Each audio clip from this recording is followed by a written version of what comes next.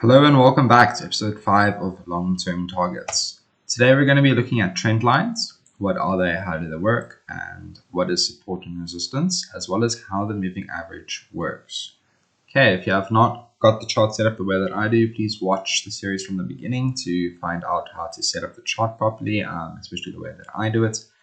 Let's jump to the markets.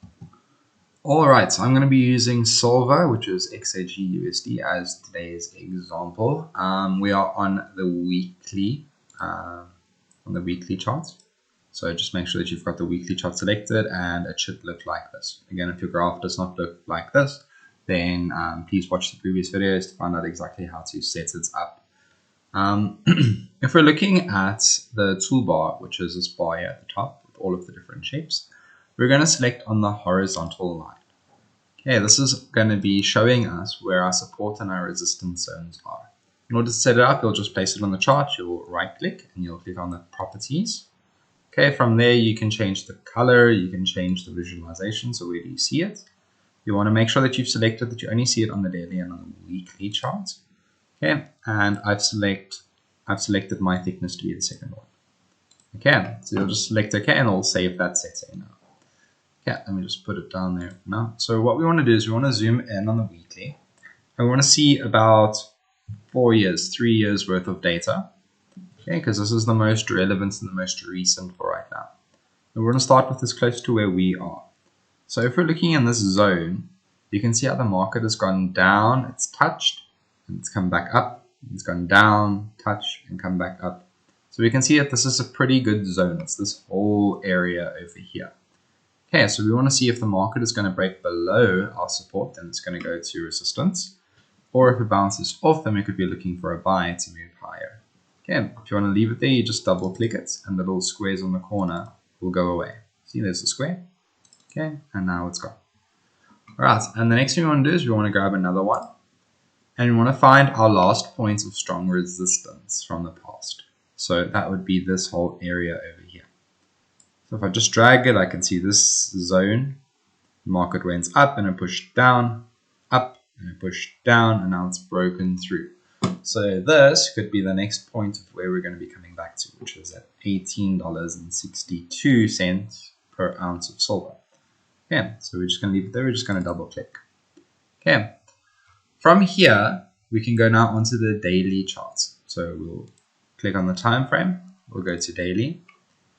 Now it's going to show us every single candle is going to be worth 1 day. So we're going to be able to see a more in-depth analysis of what's going on with silver right now. Yeah. So if I want to get a trend line, I'm going to choose this diagonal line. I'm going to click on it. And then I can just draw it. I can hold on to where the previous high was. And I can draw it down, trying to touch all of the little zones that we've come to and we've bounced back from. And I want to draw it as far as I can. Okay. I'm just going to leave it like this. I'm not changing the color. I'm not changing the thickness. Only thing that I am doing is I'm making sure that it is not showing me it on the weekly and on the monthly charts. Okay, I'm not interested in seeing it on the monthly or on the weekly chart. I just want to see it on the daily and the hours.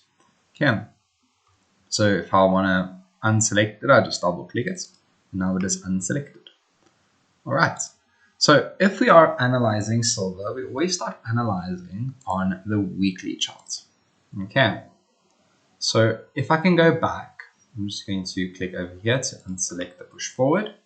Okay, I can see that here in 2011, that silver has pushed up. It went to a high of almost 50, and then the market has pushed down.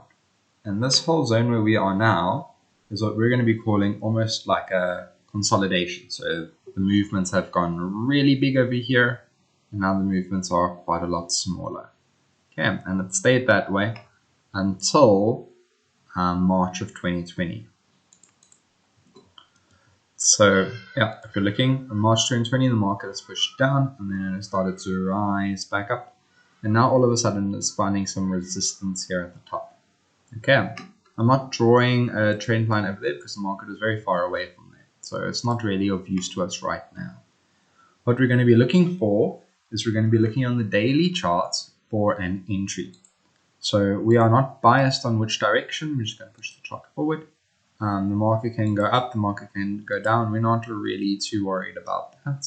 We want to do an analysis that says, okay, the probability is that it is going to be going down, and I want to be trading in that zone.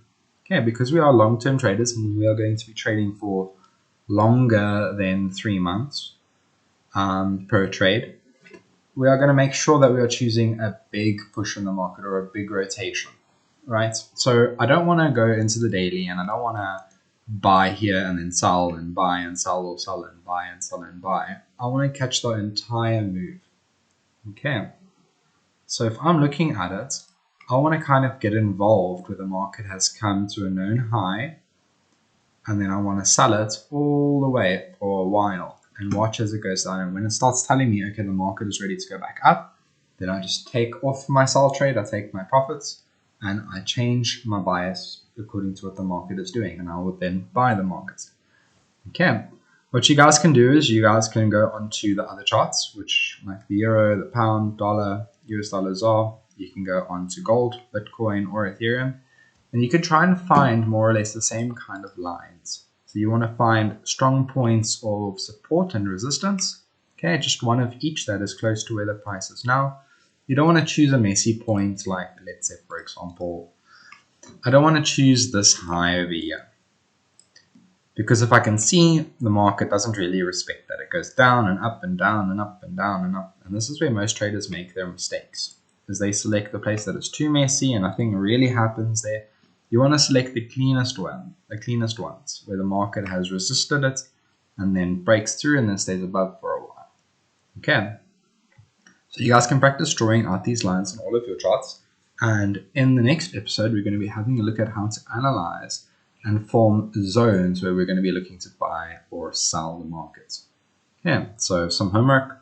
You guys can go onto the charts. You might be watching this a month in the future, a year in the future, but it's educational nonetheless. So you can go onto your charts. You can draw some lines. Make sure that you keep it clean, that there's only a few lines. Like here, I've only got 1, 2, 3, and my moving average. And you want to make it simple. You want to say, okay, I can see the market is going down over here. So that's why my line is there. I can see it. This was a strong area of support. It's supported there, there, there. Okay. And here's a strong area of resistance. And that's all that I'm worried about right now.